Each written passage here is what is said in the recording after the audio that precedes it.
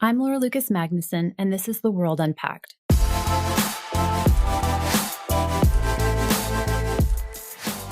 The military has carried out a coup d'etat in Myanmar. They've seized control of the country and detained key government officials, including the country's de facto leader, Aung San Suu Kyi. Today, I again call on the Burmese military to immediately release the democratic political leaders and activists and that they're now detaining, including Aung San Suu Kyi. Myanmar, China, a permanent member of the United Nations Security Council, has now gone ahead to block the UN condemnation of the coup in Myanmar. And as a result, the United Nations emergency meeting on Myanmar ended in a stalemate. The military... Well, Myanmar's detained leader Aung San Suu Kyi has appeared in a court via video conference. That is according to her lawyer, who says a second charge was filed against Suu Kyi relating to a national disaster law. Well, large crowds have been gathering again on the streets of Myanmar's commercial capital, Yangon, as they protest against the military authorities who seized power just over 2 weeks ago.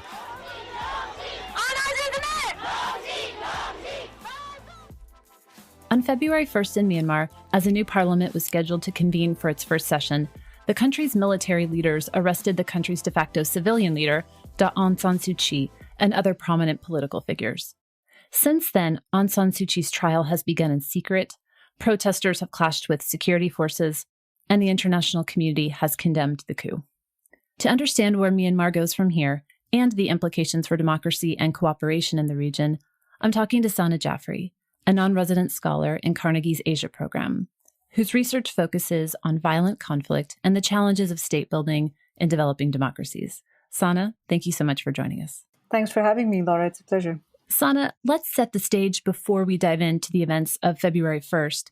In November of 2020, Myanmar held elections, and the NLD, which is Aung San Suu Kyi's political party and the country's largest, won a landslide victory with 83% of the parliamentary seats. The military has since claimed repeatedly that the election was fraudulent and ultimately used its claims to justify announcing a state of emergency and the resulting coup. I want to start off with assessing those claims. Is there any evidence that the election results were fraudulent? No, Laura, there is no evidence to support these allegations. The military has claimed that based on their internal investigation, there were nearly 10 million irregularities in voter registration lists, basically disputing a large share of votes that the NLD received. But so far, they have not presented any independently verifiable evidence to support this claim. Myanmar's Election Commission, which is in charge of compiling and verifying eligible voter lists, has repeatedly denied these allegations. International election observers who were present across many locations in Myanmar have also pushed back against claims of any major irregularities. This is not to say that the elections were perfect, and of course there were logistical issues. There are bound to be some omissions and errors in an operation of this scale, especially in the middle of the pandemic. Human rights groups have also criticized the disenfranchisement of Rohingya Muslims who were not allowed to vote in the elections. And these are serious problems that need to be addressed, but in no way do they add up to the kind of outcome-altering deliberate fraud that the military is using as an excuse to stage the coup. Myanmar's military has long been a formidable political force, leading a repressive military junta from the 1960s until 2011, when it allowed for a power-sharing agreement and released Aung San Suu Kyi from house arrest. Yet even under this agreement, the military maintained a disproportionate amount of political power in what some see as an experiment with democracy. So why did the military decide now to overthrow this system that has allowed it to retain political supremacy for nearly a decade? Yes, the timing of the coup is really quite puzzling for most observers. As you mentioned, the political system in Myanmar was working more or less exactly as the military had intended. The 2008 constitution that is currently in effect is one that the military wrote itself to ensure their core interests were protected. Most notable provision is that it reserves 25% of the seats for the military, giving it in parliament, giving it an effective veto over any constitutional amendments that they don't like. And then there's an additional buffer in the form of the military-aligned VSD party, which competes in the polls. In case of a serious threat to their dominance, there's also the provision, sort of break glass provision, which they are using now, to dismiss parliament and to preserve national stability. And these provisions have worked exactly. And NLD has managed to walk a very tight rope, avoid any major confrontation. And so the question there really is, why use the emergency powers to break the glass now? And there really are two views in this. One is that the decision to intervene in this direct way was driven by the personal ambition of the military's commander-in-chief, who is nearing retirement age, and saw this as an opportunity to extend his tenure. A second view is that the military hit this reset button due to institutional concerns about the staying power of the constitutional safeguards for military dominance, given the NLD's increasing popularity with voters from one election to the next. And the decision itself is likely due to a combination of personal and institutional factors, but it would be really interesting to see how cohesive the military will remain moving forward, especially in the face of mounting public protests. And the military has promised to hold fresh elections within a year. What kind of outcome do you think they're looking for to achieve in this timeframe? I think the main question all of us are asking is whether the military intends to revert to a direct and complete control of the country as it did in the past, or tweak the current system of indirect dominance in a way that addresses their insecurities about holding on to power. And the promise of fresh elections and upholding the 2008 constitution that they've been making since the coup suggests that they are really leaning towards maintaining indirect control by designing new rules that would cut down NLD's dominance in the parliament and give a boost to the military-aligned BSD party. One such move has already been made by the military to achieve this, which is that they have changed the election commission. They've appointed a new election commission that they directly control, as opposed to the independent one that would not be pressured in January. Another move that the military is likely to consider making is the reconfiguration of the electoral rules to change the way that the popular votes translate into parliamentary seats. I think they've been just generally really surprised by how many seats NLD has won. Myanmar currently uses the first past the post system, which is very similar to the one that's used in the United States, which basically means that if NLD has a small lead in votes in a district, it can win a seat, right? And changing this to a proportional representation system would allow for less popular parties, including the military's aligned party, to perhaps get more seats in the parliament and cut down on NLD's dominance in the parliament. Yeah, since the coup, we've seen protesters take to the streets, resulting in violent clashes with security forces. How do you read this reaction among people, and do you think the military anticipated or perhaps underestimated this level of response? I mean, the public reaction is just so overwhelming. It shows how deeply unpopular this coup is.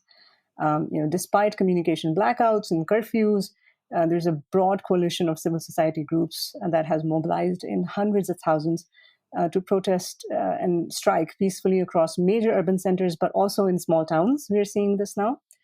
And these include not just the politically extremely involved political activist types, but it includes healthcare workers, doctors, nurses, teachers, civil servants, people who are on the government's payroll, bankers and students, just to name a few groups. There have also been multiple reports of on-duty policemen who are, who are posted to guard the protests, and them sort of abandoning their post and then joining the protesters in a show of solidarity. So, most of the protesters are indeed supporters of the NLD, especially Aung San Suu Kyi, who's hugely popular in Myanmar. But it is also important to note that even those pro-democracy groups that were criticizing NLD during its government on its policies have also joined the protests. So this is more than just defending NLD. This is about defending a system. It is unlikely that the military did not anticipate mass protests given the history of popular resistance in Myanmar. But they may have miscalculated the size of the protests and how long people will be willing to stay in the streets rather than going back to work, to earn their wages and get on with their lives. It's payday in Myanmar on Friday, last day of the month. And so far, the protests show no signs of abating. In fact, they're escalating. Moreover, because many private bank employees have joined the strike, there is a concern that many people will not be able to receive their paychecks. and pension funds on time, which would be a huge disruption to the economy. And I don't think the military fully anticipated this level of disruption. Over the past weekend, there were disturbing reports of security forces opening fire on peaceful demonstrators in Mandalay, killing 2. We also know that hundreds of protesters have been arrested since the coup. Given the past history of military repression in Myanmar, how do you think we should expect the military to act in the coming weeks? How far do you think they will really go in suppressing the protests? The protests are indeed an encouraging sign that the people of Myanmar are prepared to protect their hard-earned freedoms and at a great personal cost. But senior activists who've been around for a while have been cautioning that, as in the past, there may only be a very short window for civil action before the military begins a crackdown. They fear that repressive measures would become especially likely if there is a severe threat to the economy or if there are mass defections from the police and the military rank and file. Compared to before, my sense is that there's a lot more pressure on the military to use restraint in deploying overt violence against crowds, both from its economic allies that are worried about stability, and then, more broadly from international media and agencies. And in part, owing to this pressure, what we've seen is the use of a lot of covert repression, like night raids, to arrest activists from their homes instead of attacking them in the middle of a crowd. And then also the use of pro-military militias to harass and beat up protesters to make it look like it's a conflict between two social groups as opposed to just repression. But the shooting of the protesters over the weekend in Mandalay is a very disturbing development, and it serves as a stark reminder, I think, for all of us not to underestimate the military's capacity and willingness to use heavy-handed repression when it is in their interest to do so. We'll be right back to talk about how regional and international powers are responding.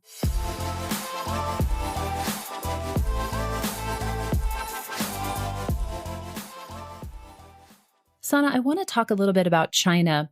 President Xi has cultivated close ties with Myanmar over recent years, and there was even some speculation that Myanmar's military must have had some kind of Chinese support ahead of the coup.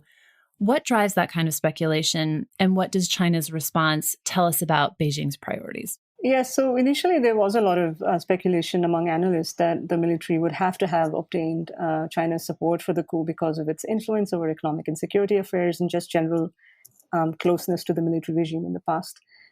Even among the protesters, there were, several times there were sort of emerging rumors, unproven, about how Chinese officials were helping the Myanmar military track down dissenters and activists, etc. But there are 2 factors that caution against taking such a deterministic view about China's support and role in the coup. The first is that China has actually maintained a very cordial relationship with the NLD over the past 5 years, especially on issues that concern its economic investments in the country. So there's no reason, at least, no clear reason why it would prefer a return to military rule over the NLD. Second, although China's response has been consistent with its past stance against international intervention in internal affairs of states, it even sort of blocked a UN resolution condemning the coup in Myanmar. The initial statement about the coup did emphasize the need to maintain political and social stability. And this, to me, indicates that they are concerned about the social fallout from the coup and, may not be as supportive of it if it goes down badly in the next few weeks. So while it is fair to say that China will not go out of its way to pressure the generals into restoring democracy, there is also no evidence to support the claim that they preferred this outcome over just continuing with the NLD. Basically, my sense is that China will do business with whoever is in charge. India is another regional powerhouse, but differs from China in that it is a democracy, albeit one that has seen accusation of its own backsliding recently. Was New Delhi's response to the coup quite different than Beijing's? India's response so far has been measured and practical, expressing deep concern while avoiding taking any real action. So in that sense, expressing deep concern is different from Beijing. But the practical aspect of it is still about balancing China's growing influence in Myanmar, and India, as others, would be cautious in pressuring the Myanmar military too much publicly, because they have concerns about how that might drive them closer to China, which is an outcome that they want to avoid. And so it's been quite muted. Myanmar is part of ASEAN, which is the Association of Southeast Asian Nations. And another interesting player in ASEAN is Indonesia, which you follow closely. ASEAN has historically been pretty divided on issues like this, including the Rohingya crisis and how to manage that. Is that trend continuing with ASEAN's response to this coup? Yes, the response within ASEAN has been split, as expected. And this is because ASEAN has a very diverse membership that includes a democratic Indonesia, a military-ruled Thailand, single-party regimes in Vietnam and Cambodia, as well as a monarchy in Brunei. And so each country has a very different set of preferences and positions on democracy and human rights and even on economic issues. Malaysia and Indonesia have expressed the most concern about the coup, while Cambodia and Thailand have insisted most strongly that this is an internal matter.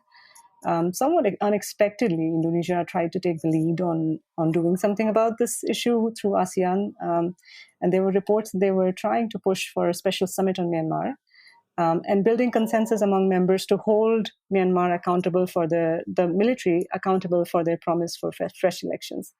But this news was leaked and it was received very badly by the public in Myanmar. And then there were large demonstrations outside the Indonesian embassy yesterday, protesters demanding that Indonesia respect the outcome of the November elections instead of endorsing the general's plans for new ones. Indonesia was then swift in issuing a response clarifying that they're not pursuing this plan. And this morning, the Indonesian foreign minister canceled her planned visit to Myanmar, which was being construed by pro-democracy activists as an endorsement of and recognition of the military government. But then this evening, there's more news that she met with the new foreign minister, military-appointed foreign minister, and that sort of led to a little bit of more uproar. So, this sort of, the whole fiasco just shows how difficult it is for ASEAN as a group, but also, countries within it, to try to help in this situation because there's no institutional position you can take without the military support. And any move to accommodate the military will result in a public backlash. And so that really limits options here. What reaction have we seen from Myanmar's neighbors in East Asia, such as Japan, Singapore, and South Korea, who I understand have significant investments in the country? And so Singapore actually issued a very strong statement after the Mandalay shooting over the weekend, saying that this is unacceptable to use this kind of force in this situation. And also Japan has made sort of similar comments about the use of force. But again, these countries are practical, their foreign policies are practical, and their main concern, just like India's, is to keep China at bay, right? And they are worried about pressuring the Myanmar military too much in a way that would drive it back into China too deep. And then, China's presence in the country and in the region would be greatly expanded by that. Let's turn to the West. International powers and multilateral organizations there have widely condemned the coup, including the US, the UK, the EU, and the UN. And in fact, the G7 earlier this week on Tuesday put out a statement condemning violence against protesters. Do these actors have any real leverage in your analysis? To be honest, Western countries do not have much leverage in Myanmar due to decades of isolation. And I think this is something that is well understood by both sides. So far, the Western Bloc has done the two things that it can do. One is offering very strong condemnation of the coup and demands for immediate release of all detainees. The other is the imposition of sanctions against the military-led businesses. This time they have, I think, rightly avoided broad sanctions that actually hurt the average population and focused on military-led businesses. But as in the past, neither of these measures would be very effective in pushing for a solution to the current crisis. But I think where they are effective is that it puts pressure on the military and it puts a spotlight on the military against using force on peaceful protests. And I think that is more important now than ever. And so that in that sense, it helps these kinds of condemnations and demands from powerful Western countries, they help. We'll be right back to talk about larger democratic trends in Myanmar and in Southeast Asia more broadly.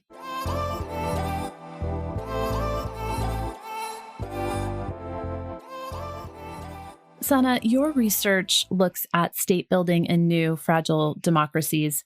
Tell us a little bit more about the common challenges you see in states that are in the midst of democratic transitions.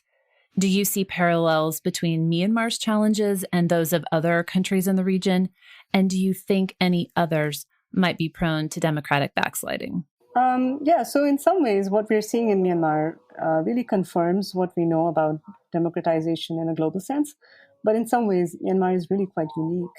One way in which Myanmar fits the way we think about fragile democracies is that we know that of all types of authoritarian regimes, pure military regimes are the hardest to get rid of for good. I mean, you can get rid of them, they do concede to power, and then they tend to keep coming back. Contemporary examples of this in the region that we know of are Thailand and, of course, Pakistan, where there has been this sort of revolving door of military interference in politics through the decades in both overt and covert forms. So in that sense, Myanmar fits the trend, and it is not so unexpected that the generals would want back in, even if things are generally working out for them. But in most cases of military intervention, the generals have some social basis of support or some plausible reason for discrediting a civilian government.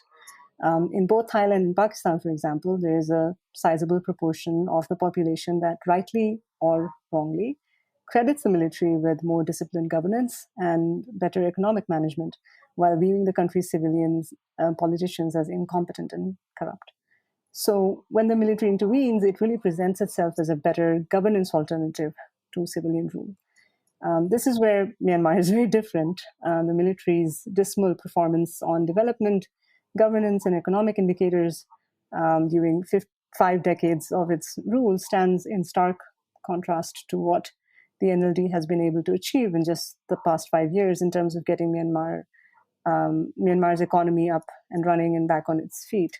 So, and people have really, felt the change in their lives, both in terms of democratic freedoms, but also material improvements to their daily lives. So there's no plausible case that the military can really make to present itself as a better governance alternative to the NLD. And there's no broad social grievance against the NLD that it can exploit. And I think that this lack of support for the military actually gives some hope that as bleak as things look right now, the future may actually be better in Myanmar than the cases of repeated interventions elsewhere in the region. I know one of your areas of particular expertise is how political violence is fueled by social media. And we know that many people in Myanmar get their news on Facebook. That has been an ongoing issue in the human rights situation of the Rohingya. What role do you see disinformation in general playing into the development of fledgling democracies like Myanmar or like Indonesia, where you have also done fieldwork? So I think there are two types of issues that we see with the use of social media. One is that certain groups within society use these kinds of platforms to spread misinformation and advance their own agendas. And another problem is that when states get involved or state agencies get involved in paying and funding certain groups to spread certain kinds of agenda that serve their own political agendas. And I think in Myanmar, the second one is more relevant, especially in the current situation. How is the military using social media, which is also something that helps activists organize these large protests? How does it use this sort of useful platform to also then discredit them and create problems for them? And there's great research coming out of Myanmar. I encourage everybody to read Van Tran's research. She's a doctoral student at Cornell University. And her research is something that resonates with other parts of the world as well. She basically shows that the way that the Myanmar military has used social media to discredit dissent is a technical adaptation of the same offline strategies that they have used in the past 50 years of their rule. So using, for example, the same techniques, but now using them online. So one of those is by labeling protesters as disruptive, as violent, as anti-national, and sort of using made-up clips or information or false stories and spreading them and saying, look, these people are not really trying to help the country, but they are trying to be disruptive and they're actually unpatriotic. And then also trying to find, activists, trying to cover up the evidence by censoring evidence of repression, for example, by censoring social media in very selective ways, which creates the impression that things are open, but then hides the evidence that repression was used. And so it's really a technical adaptation of offline strategies that are really quite well known in Myanmar that we're seeing being used online now. I want to ask you about Aung San Suu Kyi, who was once viewed as an international icon, really, for human rights and democracy. But once she was in power, she defended the military's genocide against the Rohingya, and much of her international stature has really faded. What does Aung San Suu Kyi's rise and fall tell us about human rights and democracy around the world? So Aung San Suu Kyi's position on the Rohingya issues, where she defended the military's actions internationally, and her enduring popularity despite having taken this position, her enduring popularity within Myanmar is a reminder for all of us that democrats and democracies come in all kinds of liberal and illiberal forms. Just because a leader or a people believe in being governed by elected representatives does not necessarily mean that they also believe in sharing these rights equally with everybody in the country, especially with small minorities. And Myanmar is in no way unique to this. Actually, I had a very interesting experience when I was teaching political science to young activists in Yangon just around the US elections in 2016. Donald Trump had just won the election, despite his openly racist views about Latinos, African Americans, and Muslims. And all of us had heard these comments and his comments about women. And I had to teach a class right after the results came out. And my students were just incredulous that America, the cradle of democracy that it proclaims itself to be, could elect someone like Donald Trump to the highest office in the land.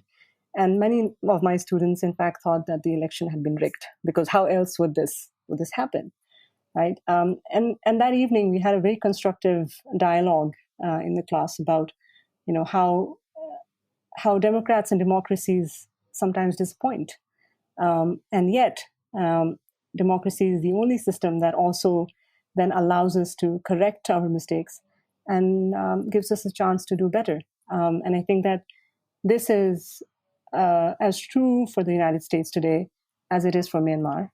And that is why the international community, for all of its disappointment with Aung San Suu Kyi, should support the reinstatement of her duly elected government and peaceful resolution to this crisis that we are seeing in Myanmar today. Well said. Last question.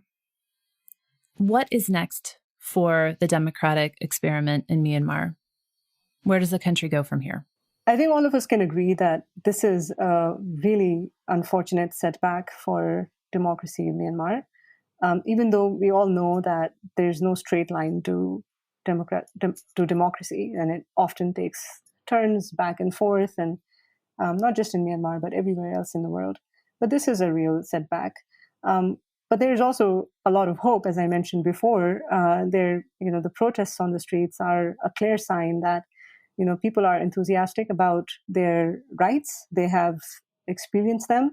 They're willing to do what it takes to protect them. They're willing to take a lot of personal risk to make sure that the people for whom they cast their votes are allowed to sit in parliament and make decisions on their behalf. It is also an encouraging sign that there is not a real social base for the military to compete with this kind of public sentiment that we've seen on the streets. If not in the short term, in the long run, the generals might come to their senses and realize that they themselves are better off when there is a democratically elected government in charge and people are at peace and their own economic interests are protected. Having said that, it does seem like in the near future there would be a lot of turbulence, especially since we don't know what the military is planning to do in terms of changing the constitution or changing the rules. And that's just something that we have to wait and see how it goes. Indeed. Sana, thank you so much for joining us today. Thank you, Laura. Till next time. Thank you for listening to The World Unpacked, produced by the Carnegie Endowment for International Peace. We're grateful for your listen and eager for your feedback. We welcome your emails at podcasts@ceip.org. And please rate and review us on iTunes, Spotify, or wherever you get your podcasts.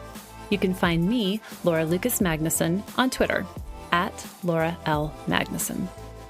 These discussions are only made possible by our wonderful team behind the pod. Our audio engineer is Tim Martin, and our executive producer is Maya Krishna Rogers. We'll see you next time.